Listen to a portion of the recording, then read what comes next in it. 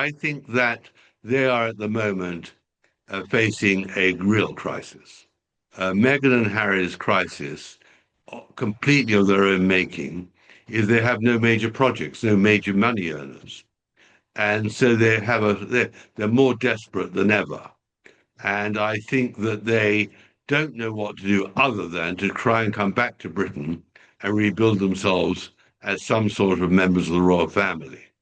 I think that's what the Invictus Games, which is this very splendid competition for wounded servicemen, is going to start in Birmingham next year, but there's a rehearsal later in the summer. And Harry is determined to come, and if he could, he'd bring Meghan and somehow work his way back in so that they have status. My feeling is that the king might be slightly sympathetic, but it'll be stopped by William and Camilla. The one thing they don't want is Harry and Meghan parading together in Britain. And I think that they don't know at the moment how to play it. Because on the one hand, Harry has not yet got what he demands, which is the security details and protection. Meghan is deeply unpopular here. And as the Queen's last words were, you can't be half in and half out. And that's what they'd want. On the other hand, William, under no circumstances, in my opinion, would allow Harry to come back, and Meghan would be certainly stopped midway across the Atlantic. Their problem is that they've got no future. I mean, as ever, all her products, of course, is a complete disaster. She's got no Netflix series. She hasn't got any project at all.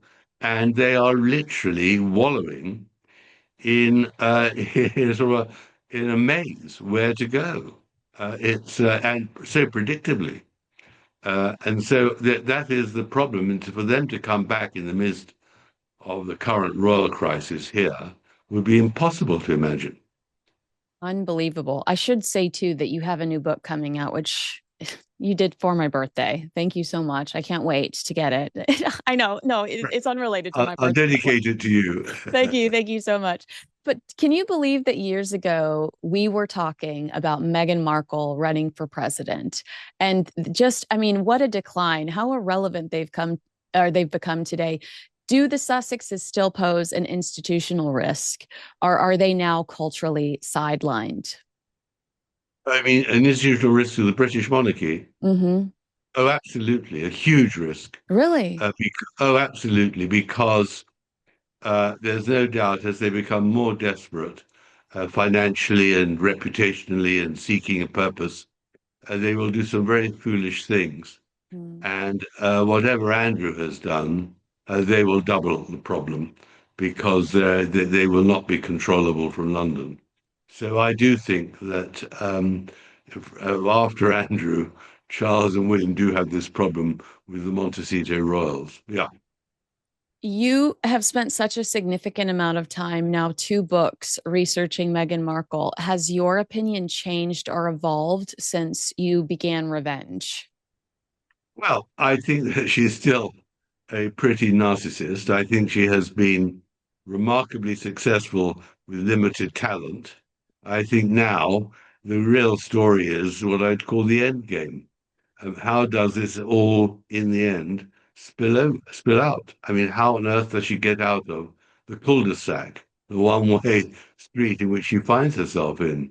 Because although she may not be headlines today because of all the other Epstein things, uh, the wheel will come round and she'll be back in the spotlight. And she seeks the spotlight as she did the other day. I mean, she can't exist without featuring somewhere. And it's all gone wrong for her. And Meghan doesn't like things going wrong for her. And Harry has very little to add to the party. Yeah. In fact, all he's got is this Invictus Games in for the wounded servicemen, but that isn't enough to satisfy him. So I think there's a huge crisis coming, which will redouble all the problems for King Charles and William.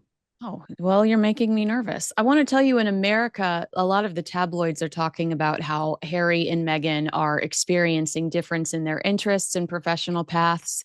Meghan focused on Hollywood, as you just mentioned, and Harry dedicating his energy to the Invictus Games. Some say that it's creating friction behind the scenes and everything's not as hunky dory as it seems. Like, imagine Meghan sitting on that podcast set telling Jamie Kern-Lima, my husband's a fox. We're still in the honeymoon phase. Do you, in your research that you've done for your latest book, do you get the sense at all that their differences, in their pursuits cause any friction at home, or do you think he is just hopelessly in love with his Hollywood actress?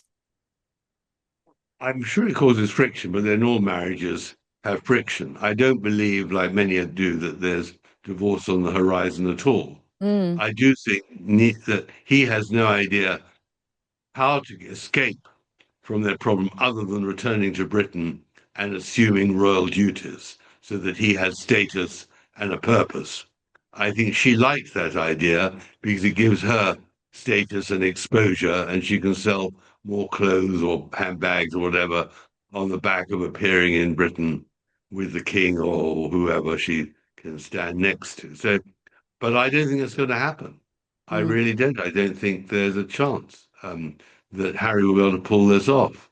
But I think he's going to try very hard because they've got no alternative. So the crisis gets bigger, or a new crisis evolves. And the only thing to be said for them is they're, on the whole, pretty careful, much more careful than Andrew was with Epstein. So I don't think that they're going to make themselves as vulnerable to exposure in the same way. And what has been remarkable in the huge turnover of their staff, I mean, extraordinary, that the non-disclosure agreements are so draconian, so watertight, that nobody dares sell their story. I mean, that is what's quite astonishingly clever of Meghan and her lawyers to protect their reputation and all the dreadful things that have happened in Montecito behind the high walls. But my book reveals a bit more about that, my future book. But that's a teaser and an Yeah, incredible one. are you going to come back and talk to me about it? Of course, I'd love to. Make sure you like, subscribe, and share this video with a friend, and buy all of Tom Bauer's books. Do it because I said so. Thank you so much for watching. We'll see you again next time.